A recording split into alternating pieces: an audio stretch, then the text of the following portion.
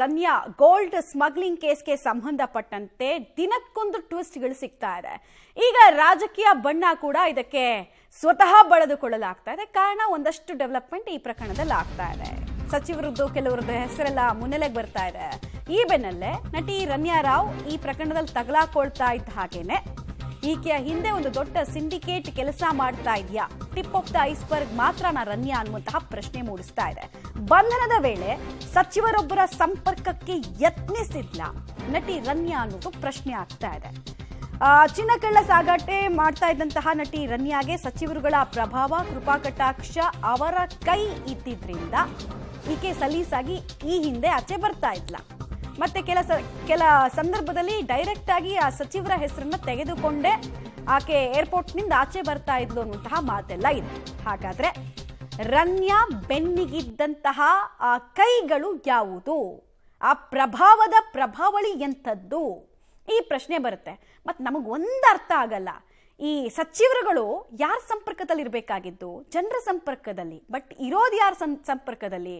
420 ಫ್ರಾಡ್ಗಳ ಸಂಪರ್ಕದಲ್ಲಿ ಇವರಿದ್ದಾರೆ ಅನ್ನೋ ಮಾತು. ಯಾರ್ಯಾರು ಅಂತ ಹೆಸರು ಹೇಳೋದ್ರಲ್ಲಿ ಒಂದು 5 ನಿಮಿಷದ ಕೆಲಸ. ಬಟ್ CBI ಅವರ ಮುಖಕ್ಕೆ ನೋಟಿಸ್ ಇಡುತ್ತಲ್ಲ, ಆಗ ಜನರಿಗೆ ಗೊತ್ತಾಗ್ಲಿ ಅನ್ನೋದಷ್ಟೇ.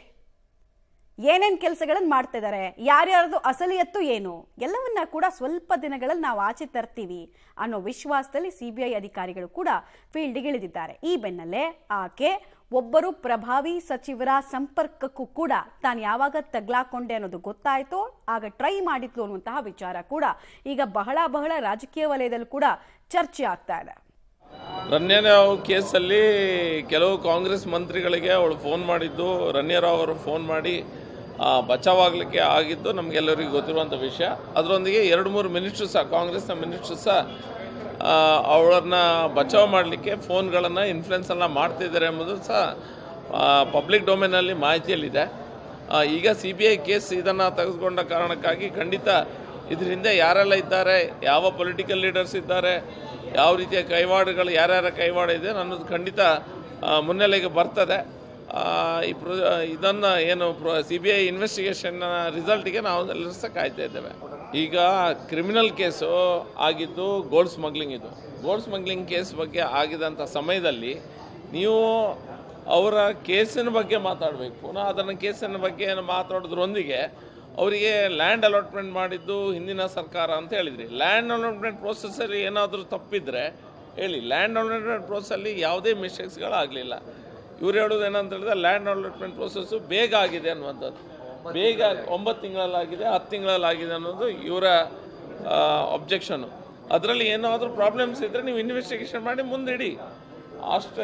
ಈಗ ಏನಾಗಿದೆ, ರನ್ಯಾ ರಾವ್ ಅಂತ ಒಬ್ಬರು ಆ್ಯಕ್ಟ್ರೆಸ್ಸು ದುಬೈಯಿಂದ ಸಾಕಷ್ಟು ಚಿನ್ನವನ್ನು ತಗೊಂಬರೋಂಥ ಸಂದರ್ಭದಲ್ಲಿ ನಮ್ಮೆಲ್ಲರಿಗೂ ಕೂಡ ಬೆಳಕಿಗೆ ಬಂದಿರತಕ್ಕಂಥದ್ದು. ಅದರಲ್ಲಿ ಇವತ್ತೊಬ್ಬರು ಶಾಸಕರ ಡ್ರೈವರ್ನ ವಿಚಾರಣೆ ಮಾಡ್ತಕ್ಕಂಥದ್ದನ್ನು ಕೂಡ ಇವತ್ತು ಪೊಲೀಸ್ ಇಲಾಖೆ ಮಾಡ್ತಾ ಇದ್ದಾರೆ. ಕಾಂಗ್ರೆಸ್ನ ಒಬ್ಬರು ಪ್ರಭಾವಿ ಶಾಸಕರು, ಅವರ ಚಾಲಕ ಅವನ್ನು ಕೂಡ ಅದರಲ್ಲಿ ತನಿಖೆಯನ್ನು ಮಾಡ್ತಾ ಇರತಕ್ಕಂಥದ್ದು. ಯಾಕೆ ಅಂದರೆ ಒಬ್ಬರು ಶಾಸಕರ ಇವತ್ತು ಅದನ್ನು ತನಿಖೆ ಆಗ್ತಾ ಇದೆ. ಖಂಡಿತ ಇದು ಹೊರ ಬರಬೇಕು. ಇಲ್ಲಿ ದಯಮಾಡಿ ಯಾರೂ ಕೂಡ ನಮ್ಮ ಪ್ರಭಾವವನ್ನು ಬಳಸ್ಕೊಂಡು ಈ ಥರ ಎಲ್ಲ ಸಮಾಜಕ್ಕೆ ದುಷ್ಕೃತ್ಯಗಳನ್ನ ಎಸಗುವಂಥ ಕೆಲಸ ಆಗಬಾರ್ದು ಅಂತಕ್ಕಂಥದ್ದು ನಮ್ಮೆಲ್ಲರ ಒತ್ತಾಯ.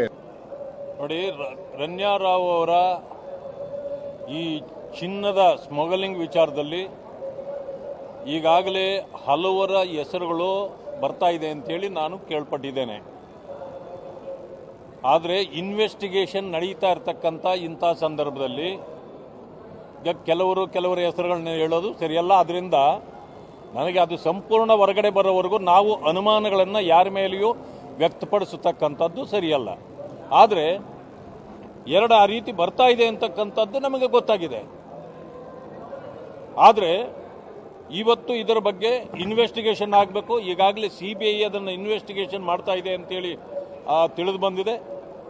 ED ಕೂಡ ಅದರಲ್ಲಿ ಬರ್ತದೆ, ಮತ್ತು ಇನ್ಕಮ್ ಟ್ಯಾಕ್ಸ್ದು ಬರ್ತದೆ. ಯಾರು ಇದರೆಲ್ಲ ಹಿಂದ್ಗಡೆ ಇದ್ದಾರೆ ಅಂತ ಅವರನ್ನು ಅರೆಸ್ಟ್